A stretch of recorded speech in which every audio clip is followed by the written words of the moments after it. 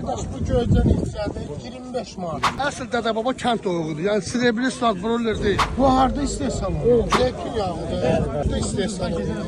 Təzə olur buna göre. Təzədir. Asıl Dede Baba kent toyuğudur. Yani Srebri Stad broiler değil. O toyuğun altından yumurtadan çıkmış toyuğdan doğmuş yumurtalardı. Tabii asıl Dede Baba kent olur. Yani o inkubatordan çıkan toyuğu değil. Yani anda Srebri değil. Ama öyle yumurta görsen biraz balacadır. Srebri yumurtası yok.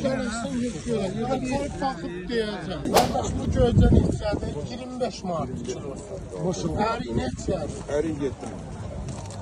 Bu alça. Bu aleyküm salam. Bunlar 4. Allah razı olsun. Bunlar 4 manat. Siyalar? Siyalar 4'er. 4 aydır. Bereketli. Salam aleyküm. Necəsən salam? Ən dadlı alma hansıdır burada? Bu balı sısı. Kimden var? Ondan verdim mən 1 kilo. Olar.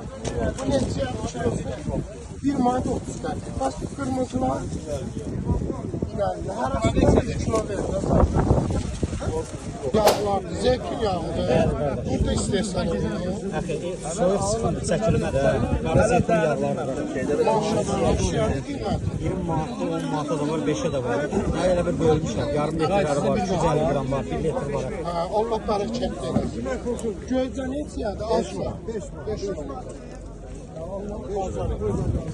Bax, mən qardaşım, demən sizə Qardaş, kalbasa aran, kalbasa. bu özümüz alırıq. Bu aleyküm. 2007-ci ildə özümüz alırıq.